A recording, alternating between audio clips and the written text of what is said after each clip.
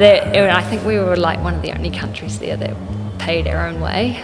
Does that push you away from the sport? It does, yeah. Can we talk about the heart condition? So what I had was AVRT, which is a ventricular tachycardia. My heart rate would go really high and then it would shoot really low.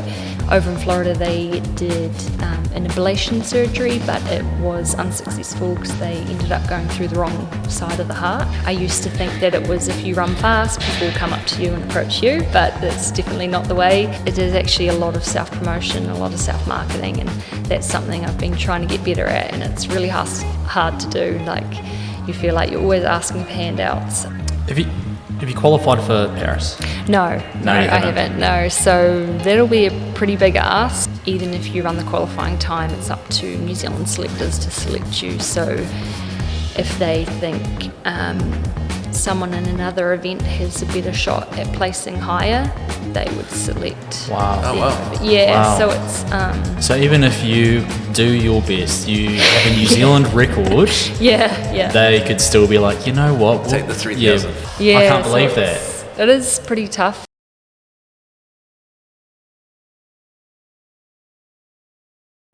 Our latest guest is New Zealand runner Rebekah Greene. Rebekah is from good old Dunedin and has travelled the globe competing in world athletics events. Rebekah this year set the New Zealand resident record of 4 minutes and 32 seconds to win the national title at the Cook's Classic for the 1 mile in Wanganui.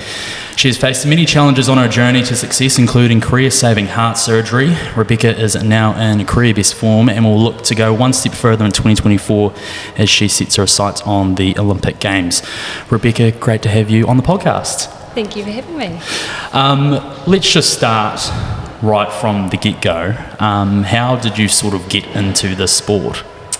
I did gymnastics when I was younger, so I was sort of introduced to like a big volume of training from a young age. But then I started in children's athletics about this, like there's kind of a crossover with gymnastics and athletics, and so on a Saturday morning I'd go down and compete for Hill City down at the local track, and I sort of came last a lot in those days and was sort of out the back, but I still loved it, and I sort of started to put in my own training and then got a coach eventually, and then just sort of saw big progressions from there, so I really enjoyed that as well. So I've sort of been doing children's athletics from the age of 10 years old, and then sort of got more competitive into middle distance specifically at about 12 or 13, and then I've just been doing that since.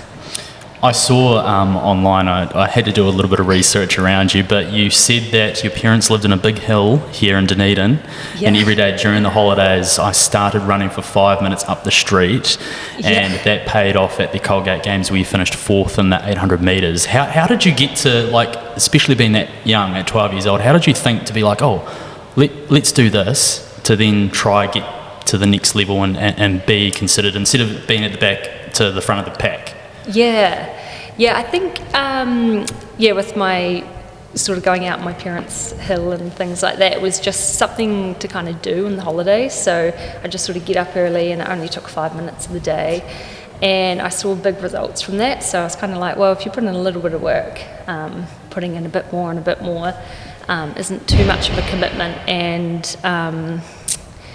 it was just... I just sort of fell in love with running, and then so it became easier and easier to go to training, easier and easier to sort of push yourself to those limits, because I started to really enjoy that and find passion for it. Much of a push from mum and dad? No, not at all actually. That probably helped as well. So mum and dad were always kind of telling me to kind of take a break, chill out a bit, stop running, you don't need to do you have to run today, did your coach say to run today, and things like that. So actually that was probably massive as well, because I think when you're a teenager you kind of want to do the opposite of what your parents say, and then so they were always telling me to kind of have a bit more fun, don't train so hard. And so I kind of did the opposite of that and would take it a bit, train harder. But no, they didn't push us at all. They kind of introduced my sister and I to competition from a young age. So around like the Easter holidays, we used to do the rail trail duathlon, and we would do it with some family friends, so it'd be like kids versus adults, and it was part of the Rail Trail Duathlon race, so you run and bike 150k over, I think it's 2 days, and you just do different legs of that. And so from a young age we did that, and it was always like our parents were like, well, we're going to do it as well. You don't have to do it, but if you want to. And so I think just from a young age I had a really healthy relationship with competition. I kind of really enjoyed it, and it's never been a really pressured thing. So like mum and dad are competitive? They get out there and do it. They're not like super competitive. They don't sort of train a lot or anything, but they'll always put themselves in the mix, and just kind of give it their best shot on the day, really. Yeah. 2 years later, I saw that when you must have been about 16, that you went and placed 11th at the 1500 metre World Under-20 Championships in Canada. What was that like? Was that your first like international event? Yeah, it was actually. Yeah, I kind of unexpectedly qualified for that in New Zealand, and then I went over there, and I was used to winning a lot of races back in New Zealand, and I got over there and I saw the start list, and I was ranked probably last out of everyone, and I was like one of the youngest there, and it was a World Junior Championship, so it's like the best of the best. And I just remember being like pretty discouraged by the start list and thinking like, oh man, I'm just gonna be out the back door. But my coach was really good. He just sort of like said to, run the race, just chill out the first 2 laps and then pick it up, try pick off people. And I ended up qualifying for the final, which was also a big surprise. And then pretty sure I got close to last in the final, but I made the final, which was massive. I went from ranked like outside the top 60 to 11th. So yeah, it was cool. Can we go back to like what age were you when you got a coach? I would have been about 12 or 13. Wow, so it's yeah. Is that early to have an athletics coach? I didn't actually seek him out myself. I was really good friends with his daughter, and so Jim Beard was my coach, and he was awesome. We did like very kind of unconventional training. We did a lot of strength work on Jacob's Ladder and the sand dunes out at Tomahawk and things like that. So it wasn't like super structured or super time pressured. It was all about effort and strength, and he had a great group of girls, all from different schools, and we were kind of across different ages. So yeah, he was massive in like my progression. Yeah. Does that sort of like having a coach, does that really put you ahead of everyone else when you get a coach at such a young age, like who are, you're trying to get to the next level? And it probably more than anything at that age, it's about holding you back, because you seem to just recover so quickly at that age, and you can just push hard every day. Right. And it comes back to bite you later, like maybe 5 or 10 years down the track, that kind of mindset comes back to haunt you a wee bit. So from a young age, having a coach, it's all about holding you back, and Jim was really good at that. He was good at making sure we weren't doing too much, and making sure that it was always fun and enjoyable, and yeah. Yeah, because I think, from other sports as well, you see that coaches are always pushing, younger people, as because they're a lot more fitter and they've got a lot more energy and whatnot. So it's interesting to hear that from an athletics side, that you were sort of like, this is the limit that we're giving you. You can't go more than that and below that. So I can imagine that was quite an interesting sort of experience to get to hear that from a coach. Yeah, I guess because I haven't done too many team sports. Like I played touch rugby, and team sports are pretty different. I feel like for runners, we're kind of a different mindset. We tend to overdo things than underdo things, and it's that kind of like individual mindset where you think more is better all the time. So yeah, it is quite the opposite. It's always holding you back, and it's just just I suppose we're just like different in terms of that. And then So what about like you get through high school and that type of stuff, and what was the progression from there? So yeah, I had a really good sort of few years at high school. I sort of broke a lot of records and set a lot of personal bests, and then I went to University of Otago for a couple of years, and I just did that part-time to be able to balance running and studying, but it was still a bit too hard. I was studying food science, and so we always had labs that you couldn't miss, so it meant that I was kind of travelling on the day of racing if I had to go race in Australia or things like that. So then I looked into, I actually got a message on Facebook from a coach in Florida, and so that's when I decided to go over to college. It just seemed like a more viable option to be able to do both, to study and also compete. So what was that like when you went over to, you went over to the States and got to experience, obviously a different country at first, but a country that's, obviously the greats in terms of athletics wise?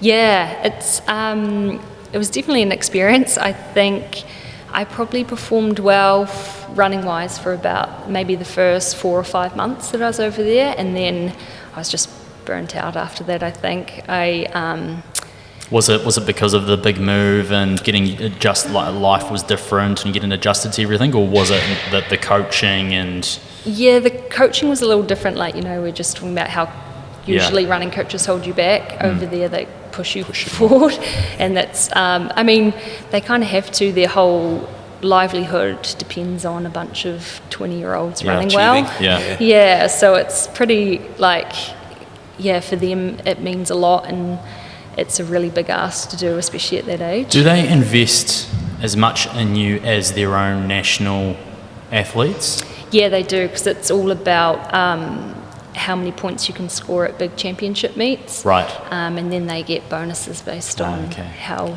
you perform. The coaches get bonuses based on the points that you achieve by placing.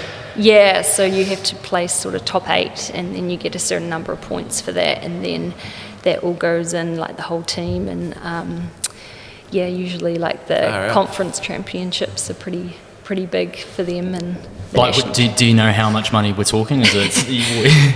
Not sure. My friend once saw our coach calculating his bonus after the meet, so I'd have to ask her. But yeah, it's just a different world over there. It's all results. It's everything about results, and do you think to the detriment of the athlete?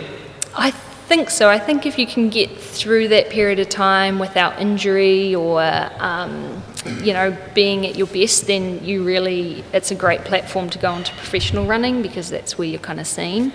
But if you're like me and you kind of degress almost, get a lot of injuries, a lot of sickness and things like that, it's probably maybe a bit too much pressure. And it depends what school you go to. So I went to University of Florida, which is the Gators, so it's a really really big program, and they perform really well on the national stage. So it is super important, but you can, as a runner, go to smaller schools where it's not as important, and the teams are smaller, so they don't have as much of a chance to get an overall title for the team and things like that. So when was this? When did you go over to?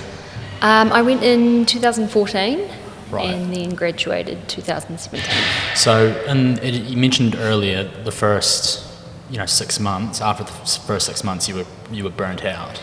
Yeah. Was there any sort of support from there, from University of Florida, in terms of helping you, or from New Zealand around that? Because I can imagine being a young 19, 20-year-old and going over to the other side of the world, and trying to chase your dream, and you get a couple of hurdles, and then you're burnt out after 6 months in a university that is, as you said, very high level.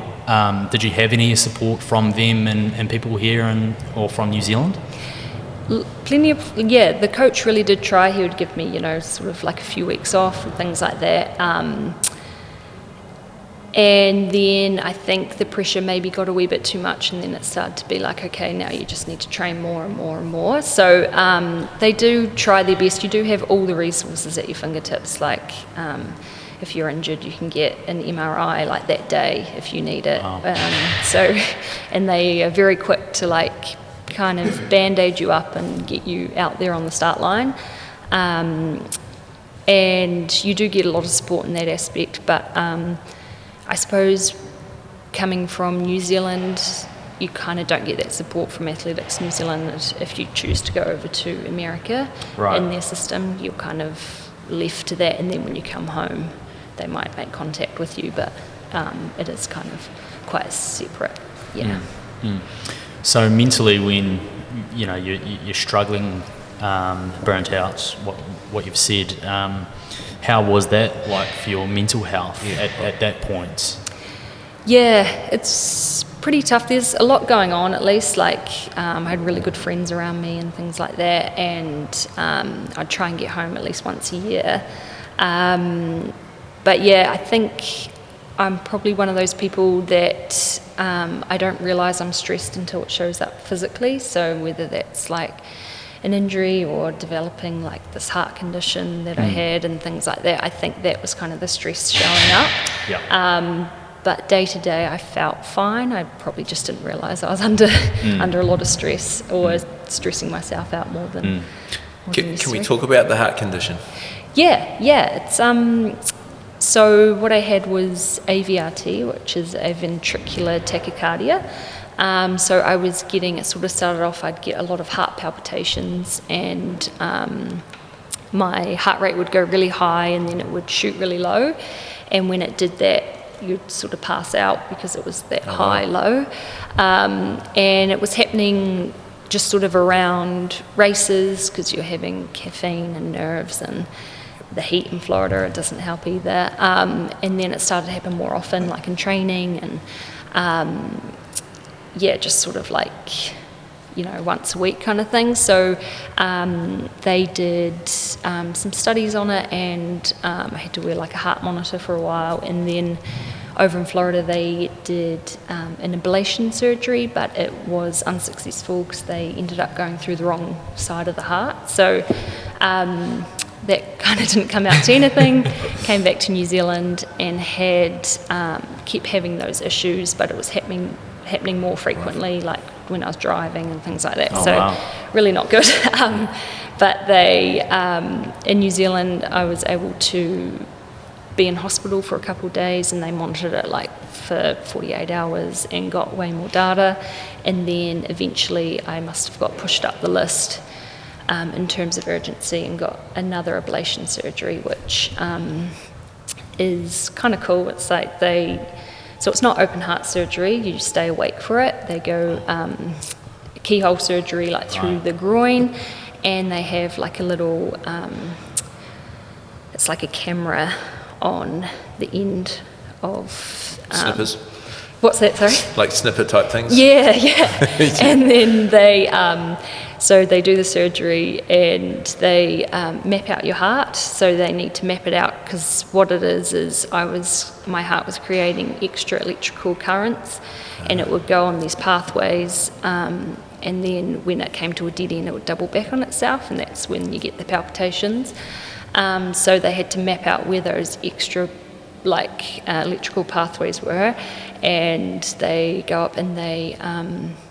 it's kind of strange because you're lying on the hospital, like on the table, and they have like a big screen with your heart rate and everything on it. And I think I saw it go up to so they inject you with like adrenaline, and then they do the defibrillator, to get your heart rate really high to map out where it is. And you see, I think I saw my heart rate go to 236 or something like that. Really? So, and you're just lying down, and then they burn off that extra pathway, and that creates scar tissue, which is super strong, and it stops it from doubling back on itself. So very cool. It's pretty crazy, and it's actually super common in endurance athletes, like triathletes. one guy in New Zealand has had about 9 ablation surgeries. Like it's really common, and it's a really quick recovery. It was only like 2 weeks off running, and then you're back into it. And Cool. Yeah. And like complications now, or you good to go? No complications so far, and that was like 5 years ago, I think. I had this. So it's pretty amazing. That would have been crazy. I'm trying to picture in my head what that would actually look like for you, being just sitting there and seeing. Like, so you got to watch that whole entire process as they're doing. Yeah. Wow. Yeah, it's quite. It's pretty amazing technology, and it's pretty cool they can do those kind of things now. Yeah. Interesting. So you're over at university, graduate. What's the plan after that? So what happens from there? Yeah, I guess, I mean, it would have been nice. The dream would have been to have a really good college career and then get picked up by a sponsor and go professional. But for me, I just wasn't performing well enough to do that. So I came back home. I was really keen to get back home, actually. And I was at a wee bit of a loss. I was had this heart stuff going on, so training was very inconsistent. I went back to the coach I had prior to going over to Florida, and just sort of tried to, I guess, get back into the New Zealand running scene. Sort of got on the podium a few times at nationals and things like that, but nothing super, just kind of getting back to where I was. And then job-wise, I sort of did a bit of temping for a while just to see what I'd like, and then ended up working full-time for a few years, but then I was sort of seeing gradual improvements in running, and I sort of knew there was still some potential there and stuff that I had done that I hadn't reached the level I wanted to reach yet. So I decided to go part-time, move to Melbourne because they've got really good training there, and just sort of take the running, give it a bit more of a shot. And I saw a massive improvement actually from working full-time to working part-time and training or resting a bit more. When in that time, so when you came back from Florida and you're going through all these heart issues, did you have at any point any doubt in that was it, I'm done?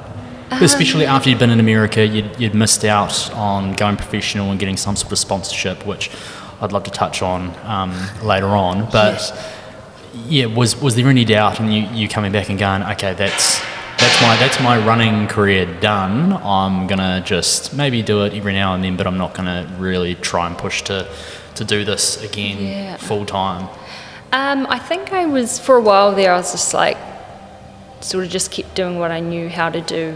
I think the fact that I love racing, I love running, and I used to think I liked running because of getting good results. That's why I liked it. And then I guess that's what I learned over in Florida, was that when the results weren't there, I still wanted to be out there running every day, and I still really enjoyed the process of it. So I guess it never really entered my mind to stop running or to stop competing. It's just something I think I'll do forever. So but I guess I did I wasn't sure if I could get to a level that I wanted to be at. That was just kind of play it by ear a wee bit for a couple of years. Yeah, because I can imagine you probably thought at one point that maybe the dream, I don't know, I'm sure the dream is to go to the Olympics and things like that, but I'm assuming at some point in that time you were like, it's going past and I'm missing the ship. I'm trying to get to the ship right now and I'm missing it. I can imagine that was going through your head at some point. Yeah. I mean, I suppose it helps. The Olympics are only 4 years, every 4 years, so sort of don't. Yeah, if it's just after an Olympic year, then it's not on your mind so much. But it was definitely, I don't know. Yeah, it was hard to. I never wanted to stop racing because that's what I like doing. But I just wasn't sure what level I could get to. What's because I have a real problem with coming not first. Oh, right. If I'm not first, then you're the first loser type thing. So like in athletics and that type of stuff, like overcoming obstacles or overcoming sort of difficulty, how did you cope with that, or how do you cope with that? Because we talked about this beforehand, is that a lot of mine and Connor's experiences are with teams and with team sports, and when you fail as a team, whereas you're very much it's an individual sport. So when you fail, there's only one person that everybody's pointing the finger at. How do you cope with that? How do you cope with the disappointment, the difficulties? How do you kind of get back out of bed? What's the go-to for you? I think it's actually a lot easier than being on a team, because as an individual, like, you're the only one that cares the most about your running and your result. Like there's definitely a team around me, like coach, partner, parents, like big support system. But at the end of the day, all they want is for me to be satisfied with my result. And then, in the team, I think it would be so hard to not perform at your best and know that you're letting other people down. Whereas for me, it's like, yes, I have a bad race and it haunts me for a while, but no one else is out there being like, oh, you suck, or you did really bad in that race. Like, they're just like, they've moved on, and I'm just trying to get better at moving on more quickly as well. Yeah. Does your coach, like, when a race doesn't go well, are they the first person to, see how you are mentally, and like, does that get you, when you don't perform well, are you one of those people that just really take it to heart and go, oh, like, I could have got, one place better? Like, for instance, for me personally, and I know, Phil's the same, is like, me and Phil go play golf together, and we'll shoot like 80, but we know that we left maybe 1 or 2 shots out on the golf course, and we could have shot that 78 instead of 80. So and 3 hours later you're still thinking about it. Does that happen for you? It's only in races where I like physically couldn't have gone any faster, I'm okay with that. Like, if I do, like last year, the 1500 final at Nationals, I got second. I sort of went out, I led the race. I like really went for it, but I just blew up that last 200, and there was nothing I could do about that. So I wasn't that gutted with that, and I got over that pretty quickly because I knew I put everything into it and there wasn't any more I could do. But those races where, I don't know, you think you've won before you've actually won, and someone comes and passes you in like the final 10 metres or something, they are awful. And like, just when you don't do your best, that's the hardest to live with, and I find it really hard to like sleep for a couple of nights afterwards. I think that's what we wanted to hear, right? Yeah. Because we're going down the road to play golf, not jumping on a plane to go to Paris to compete in a race and then bomb out. You're not one of those people that's celebrating before they get to the finish line, and then someone that's happened a few times. I don't celebrate like outwardly, but I'll be like in my head, oh, I'm going to win this race, or someone's cooked at the end. Yeah, it's happened like 2 or 3 times. Do you know when someone's like on your back? Do you look back at all? No, I try not to, and sometimes it's really loud, so you don't know who people are cheering for. Right. But I should definitely have learnt my lesson by now. But there's been quite a few races where I've just kind of switched off, and like the last 100, just someone's flown by, and I'm like, just take too long to react. Yeah. Because I can imagine being in any sport, when you're at the top, you've got a whole bunch of people chasing you. And so for anyone who's behind you in those last 100, 200 metres, they see you not that far away or they're not that far away from you, and the finish line is just 200 metres away. I can imagine mentally, and I'm sure you've had this as well, is that gives you that just out of nowhere, that extra push to try and beat that person. Whereas when you're at the front, you're looking like you're not really looking back. Everyone's trying to chase you. So I can imagine that you've had quite a few people do that in your time, but you've probably done that to others. Yeah, and it depends how you play it tactically, whether you sit and try and kick or whether you take the lead. And when you take the lead is quite important, but it's definitely easier to chase than be chased, for sure. Before this, I had a conversation with Reese, who also owns the gym. Yeah. And he was talking about coaches or coaches that you've had, where he had read some article that you and your coach will specifically look at certain events and look at the point systems that are related to that, and therefore that sort of can dictate the itinerary or the race schedule for you. Can you talk a bit about that, because I mean there's two of us here that just know not too much about point systems and athletics and that sort of stuff, so could you talk a bit about that? For sure, so the point system's actually new in athletics. My coach, he is awesome at knowing what how valuable races are, what times you need to run and where you need to place to get maximum amount of points. So for the track, so for the 1500 specifically, you need to have 5 races in a season, and it averages out your points on those races.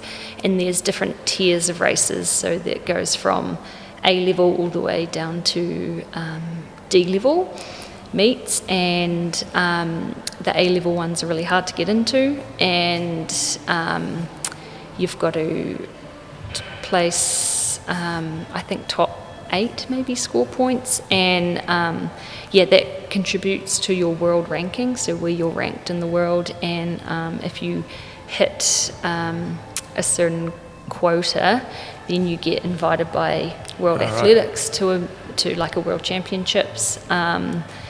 But then sometimes your country, like New Zealand, will have a tighter quota because they have less spots for athletics for like an Olympic team. So it's pretty tough to qualify.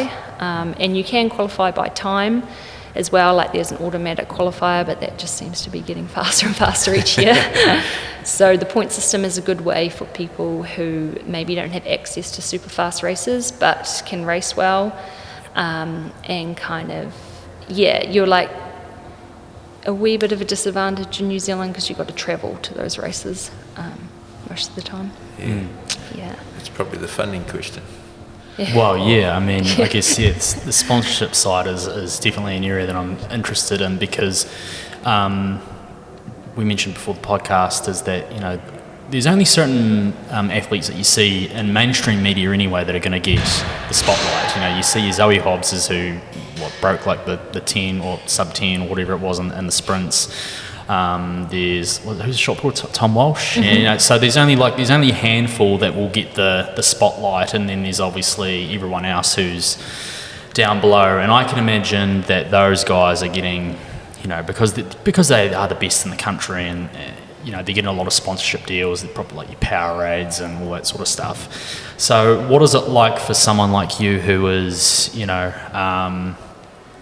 a little bit off those guys? What does that look like for you? And your part-time work at the moment, but obviously have you got sponsorship deals to help you out? Yeah, just one thing. I guess those athletes, like, they are also the top of their event internationally as well. So they should actually be on a lot more than getting a lot more than what they get. Athletics is a pretty low-funded sport in general, but they do amazing on the world stage. And if they were from another country, they'd probably be getting a lot more sponsorship, which is a wee bit sad. But for me, I used to think that it was if you run fast, people will come up to you and approach you, but that's definitely not the way.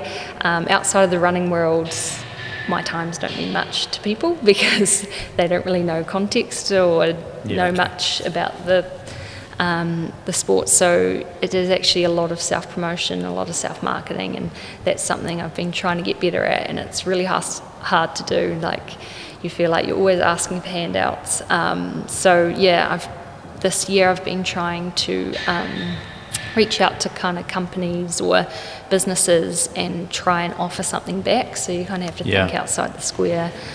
So I have like some awesome sponsors like Harroway's here in Dunedin, which is oats, and Adams Plumbing and Electrical. They sponsor me as well, and I have also just signed a contract with LSKD, so that's really exciting too. That's really cool. Yeah, really cool, and that's like a very up-and-coming brand, really big in the CrossFit space, and they're trying to get a bit more into running, which is awesome, so really excited about that. But it is still a bit of a grind to sort of like because it's all self-funded as well, and travel's not cheap at the moment. So always just sort of reaching out to businesses. World Fitness does awesome, because I'm now a brand ambassador for the gym. Very so first one. yeah, so that's like just those kind of things help out so much as well. So do you do this? Or do you do this off your own back? Like this, you don't have any manager or any agent. It's just you that has to go out there and be a sales rep for yourself, essentially. Pretty much, yeah. I think I tried to get an agent this year, but just not running fast enough to get an agent to get into races and things like that. So I think if I can run a bit faster, then you can get an agent to get into better races to run faster. But at the moment it's just a lot of reaching out to companies myself and things, which has been, like, I've learned a lot. Yeah, I can imagine. Which is awesome. Yeah. So have you just been doing this past year, or like, really getting a lot of sponsors coming on board now? Or is it? Yeah, I sort of did a big push before, so my track season officially starts next weekend. So, been trying to get kind of, a budget together to know what upcoming costs. Last year, I just kind of each week was like, oh, I need to book a flight here, and it got really expensive. Yeah. So, and then last year I actually also did a raffle, and the people in Dunedin were so supportive, so generous, and that actually helped fund my whole European season, which was awesome. That was awesome. That was really cool. Yeah, I was gonna ask around all of those international events. Where do you get funded for that? Like, does Athletics New Zealand come in and help you, or High Performance, like Sport New Zealand, do they come in and help you at any point, or is it just get a tracksuit? Yeah, or is it just you that's doing it? Just me. So sadly, last year I competed at the World Cross Country Championships on the mixed relay, and unfortunately Athletics New Zealand labelled that as a silver singlet meet, so it's not a black singlet meet. So a black singlet meet would be fully funded, so that's your World Championships and your Olympics. A silver singlet meet is all self-funded, so we then had to pay for a uniform, which was pretty sad.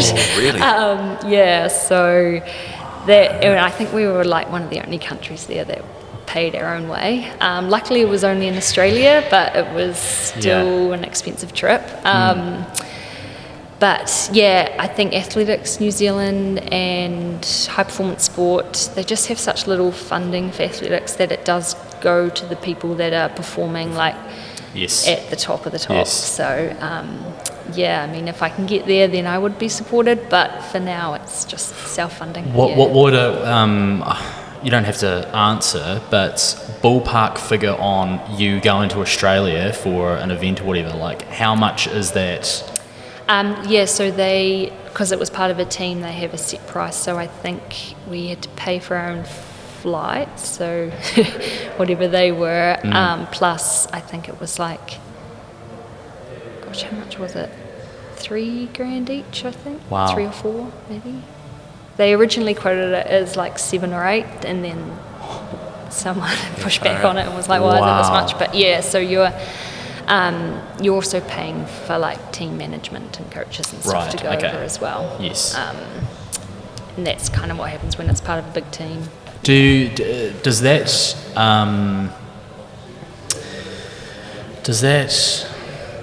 push you away from the sport? It does, yeah. It especially for the younger kids as well. Yes. I think because there were under 20s that went and raced as well, and it sort of becomes those kids that if their parents can't afford it, they can't go, which really sucks. But that definitely does push you away from the sport, and that's probably why we see such a massive drop-off. Yes. Or you've got people on those teams, like the seniors on those teams, all working other jobs. There's not many full-time athletes. Yes. At all, yeah. Just because there's just no money in the sport. Yeah. You're paying your own way and sort of doing it for the love of it. So is athletics as a sport, I don't know if you'll know off the top of your head, but is it declining here in New Zealand? Yeah, it is. Participation is declining a lot. They're trying to do a big push with, it's called Launch Athletics, so they're trying to get more kids into it. which hopefully they do, because it is a really cool sport, and it's team, but it's also individual as well, and there's so many different events that it's like such a variety of body types and everything, and but it is declining, which is unfortunate. I can. Sorry, I'm taking over all the questions here, Phil. Sorry. I can see though that if you're like, I've got friends that did athletics, but they knew once they got to 16 or 17 that they were never going to make it to a New Zealand level. They'd be very good at regional, but they knew that they were never going to make it. Like Mike, who's one of the trainers here, great javelin thrower for Southland and Otago and things like that, but he knew that he was never going to make it into New Zealand and whatever, because he would have to do so much more, but genetically he just wasn't that made for it. So I can see that there is a huge drop-off with athletes. I can imagine there's a huge spike in between, that 10 to 15. But once you sort of get into those last few years of high school, I can imagine that's a reality check for a lot of those guys that are not going to make it, and that's when you see a big drop-off with those athletes. Yeah, it is.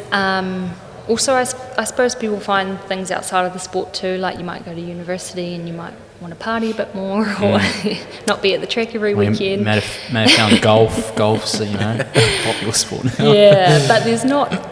Yeah, I guess you kind of look at it. There's not a heap of reward or exposure even if you do well at it. So I can see why people drop off. It's just sad that it happens that way. But it's crazy too, because like mass participation races, like just had like the Queenstown Marathon, they sell out of entries. Yes. So there's so many people running, but the track for some reason is really uninviting and like you're kind of exposed on the track, but I think it's just too strict. There's too many rules, and people don't just go and jump in and try it because it's just too scary, I suppose, which is a bit unfortunate. So if we could somehow make athletics a bit more welcoming, then hopefully we'd start to sell out of, races, or have heats and finals at nationals and things like that. But yeah. So like running is running. Yeah. But you have like 1,500 metres, 3,000 metres, 5,000. Yeah, there's a lot of events. And I've watched a couple of your races, and they're all at different kind of distances and stuff. So and then Connor's already mentioned that you've broke the record with the half marathon. The Queenstown one. Queenstown. Yeah. Yeah. What's your preferred, or is there much of a difference between the distances of running? Yeah, I love middle distance, which is 800 metres up to 3K, I suppose 5K as well is middle distance on the track. But because of this point system, you have to kind of choose a distance. Unless you're like super good at all of them, you can kind of go around and do different ones. But for me, I just have to solely focus on one event and get as many points, or get my ranking higher in that event, which for me is the 1,500. But I do I love dropping down to the 800 or up to the 5K just for some off-distance events. I did enjoy the half marathon more than I thought I would, and that's something I want to do once I'm a bit older. So is that quite a different style of training? It wasn't.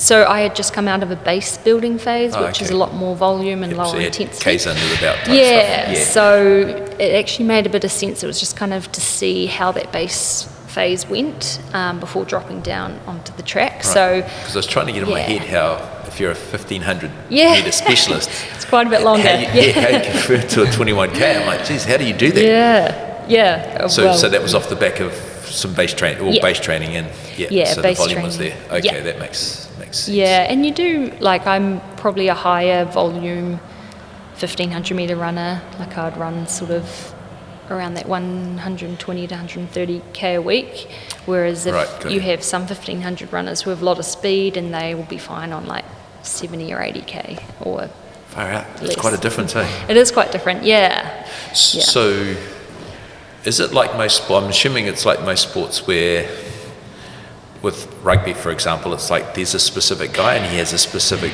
set of skills that separate him from everybody else.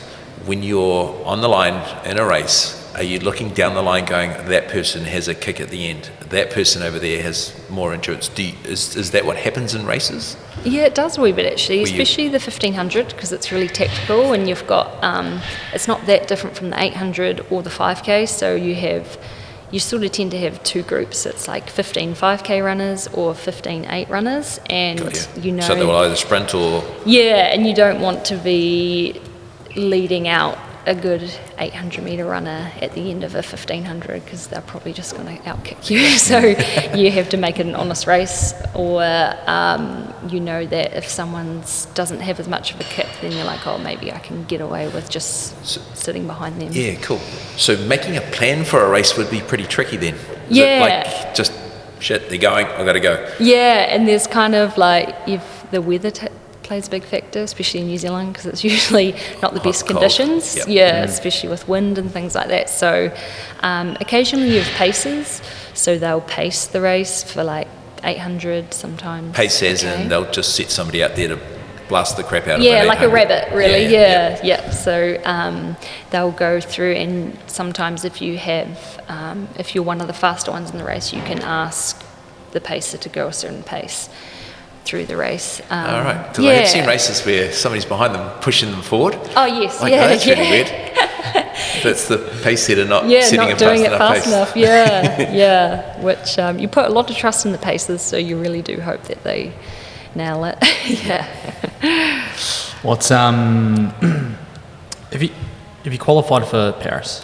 No, I haven't. No, so that'll be a pretty big ask, and even if I were so the time is 4:02.5 for the 1500, so 4 minutes, 2 seconds, 2.5 seconds. And for context, the New Zealand record is 4 minutes and 4:04.8, so it's faster than the New Zealand record.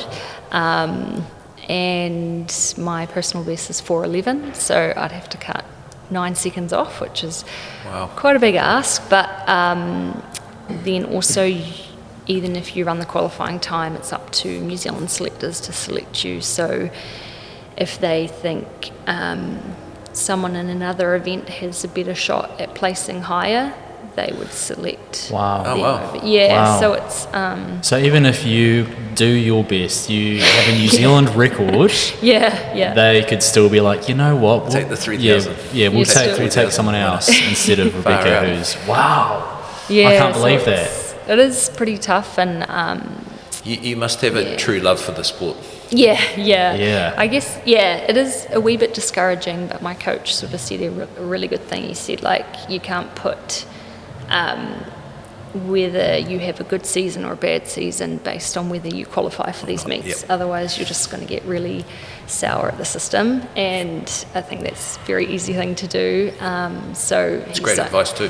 Yeah, you just need to do what you can, and then if you get selected, then that's a bonus. So, even though, I've mentioned it, you mentioned it right at the start. It's the whole you have a true passion for this, and that's kind of what helps you overcome a lot of things.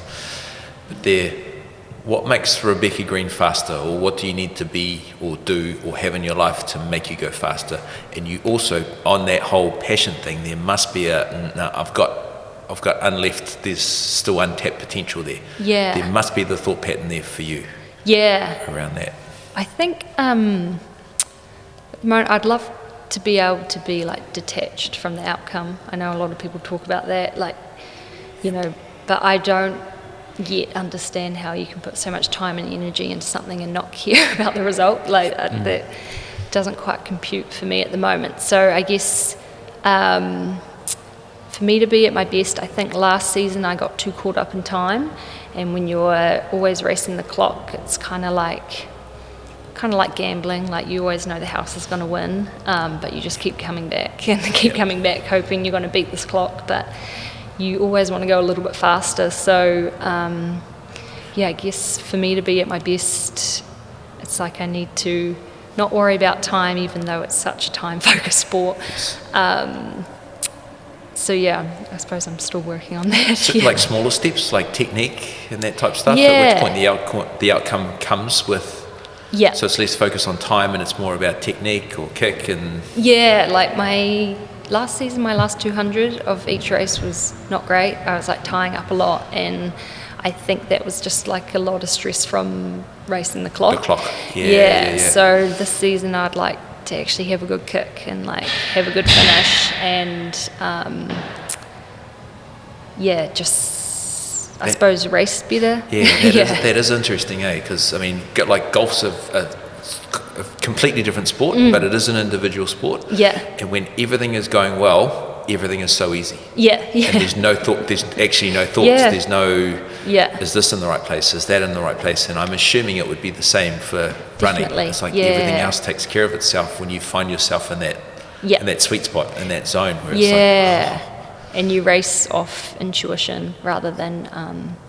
can I beat this? Yeah. Can I beat that?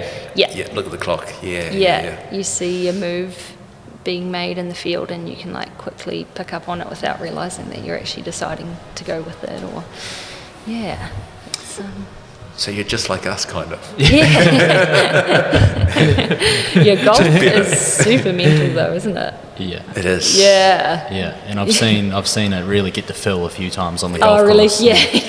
A couple of clubs It's been expensive. thrown. Yeah, it can get expensive.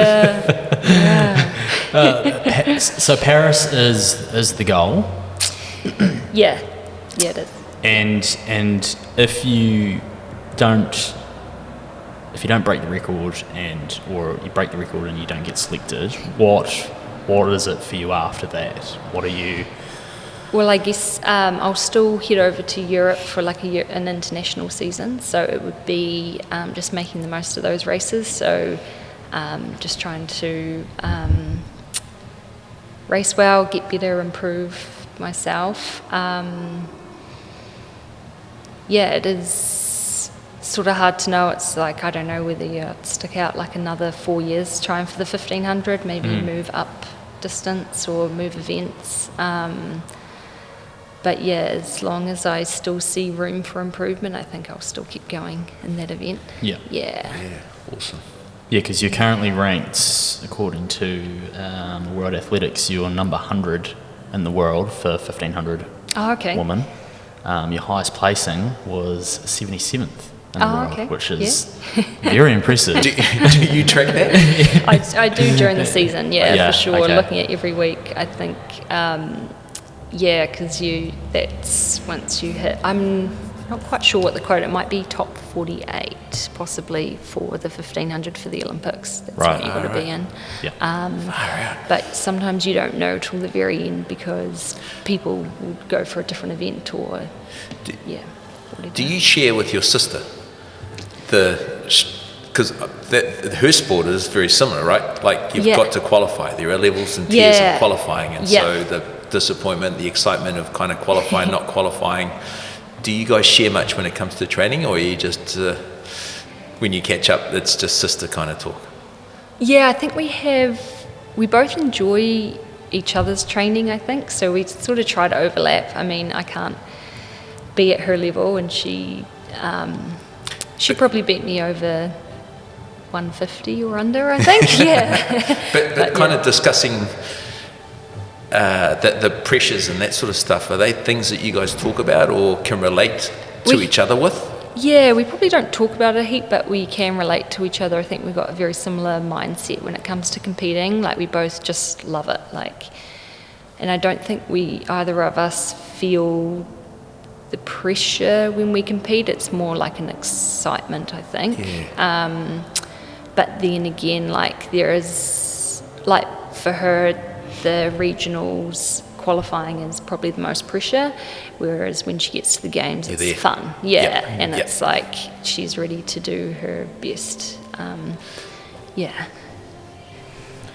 Outside of running, any other sports that you're into or you want to get into maybe one day? Yeah, I'd love to get a mountain bike and get into mountain biking. We live in halfway bush, so we've got Whare Flat just up behind us, which is amazing. I mean, I don't want to do all the jumps and stuff, but I do I love just biking up hills and in nice forests and stuff like that. So I would like to get into mountain biking, and eventually open water swimming would be pretty cool too, I think. Yeah, That's but more cool. just as hobbies. I think I'll always run. Yeah. And like the diet of a runner, do you have like after you've done an event, is it like cheat meal, like is there anything like that, or is it pretty plain Jane when it comes to eating? Yeah, I think people often think like nutrition's super important, but in a different way than what people would think. Like it's about getting enough fuel in. It's really easy to underdo it and get like low energy availability, or RED-S, which is relative energy deficiency in sport. So for running, it really is about getting enough food in, because it's such a like calorie expensive sport. Like, so yeah, it's kind of crazy. People think it would be like about restricting a lot of things, but it's actually like, I mean, like the other morning I had a track session, and before 8 a.m. I'm eating lollies because it's like glycogen replenishing, and not many people would think that would be allowed, or that might not be good, but it's all about like quick carbs and fueling. Really, it's a little bit boring in terms of like on race day you have to be quite safe with your food, very plain food, a lot of breakfast food, but yeah, it's definitely not about restricting, it's just about getting enough fuel on board. Do you struggle to get enough calories in? I'm not too bad. I've got like a really sweet tooth, which I think comes in handy. I think that's from like years of growing up, like living off lollies, so that's quite good. But I guess in the summer months it can be hard, because you'll do a hard track session or a hard race, and the last thing you feel like is food, especially in the heat. It's real appetite suppressant. So it's just about like being smarter around that time with like liquid calories and that kind of thing. Oh, that's cool. Very cool. What advice for younger people out there? Have you got any advice for younger people thinking about doing or getting to the level that you're at? Yeah, I would say find a group to run with, or find friends to run with. I had that when I was younger. We had a massive group of girls to train with, but I think my competitive side got the best of me, and I would go off and do my own training rather than training with them, and I really regret that now, like, because I train alone so much now. I was like, I'd love to have a group of people around me to train with, but I think if you can find people to run with, it's actually, running's a really cool sport in that when you run with someone, it's like really easy to have a conversation with them. You're not like looking them in the face, and probably the endorphins and things, you probably have great conversations with people during running. So definitely when you're younger, keep it fun, know that you've got plenty of time to improve and add more into your training as you get older. So just doing it for fun and with friends is most important. Awesome. Do you think, just quickly, that is a great way to keep people in athletics, is that whole group environment without, with numbers dwindling? Do you think that is the right way to sort of go about trying to grow the sports? Yeah, definitely. Like if you even go into races with people, like if you have a training partner in your race, it's like it kind of eases that nervousness quite a bit. Definitely, and having like a training group to regularly go to, and it doesn't require motivation either, because you're meeting at a time. That would definitely help. And probably I feel like team sports always put running as punishment, which is a wee bit sad. So you're not wrong. A lot of people have a negative relationship with running. So maybe if team sports would stop making it a punishment and maybe a reward, but then maybe kids would like it a bit more. Good point. I've never thought of that. That is actually punishment. Rugby training's back in the day. It was right, you're going for a run. Oh, that's so true. Well, we'll do a bit of a quick fire question rapid fire thing, just something fun to finish off the podcast, and hopefully I don't have. You don't. Stopwatch. No, you don't have a stopwatch. That's okay. I've got a stopwatch I just don't know how to work it on my phone, so that's fine. But yeah, basically, it's just a this or that sort of situation, and I'll try to read them out as fast as I can, and you just have to read them out as fast as you can if you can. So, I'll do the important stuff. Yeah, you do the important stuff, and I'll read out the questions. All right? Okay. Ready? 3, 2, 1, go. Morning or night? Morning. Coffee or tea? Coffee. Introvert or extrovert? Introvert. Beach or mountains? Beach. Early riser or night owl? Early riser. Yoga or gym? Gym. Fiction or non-fiction? Fiction. Podcasts or books? Books. Meditation or journaling? Meditation. Mindset or skill set? Or mindset. Planner or spontaneous? Spontaneous. Gratitude or affirmations? Gratitude. Homebody or adventurer? Homebody. Routine or spontaneity? Spontaneity. Goals or systems? Goals. Optimist or realist? Optimist. Growth or comfort? Growth. Music or silence?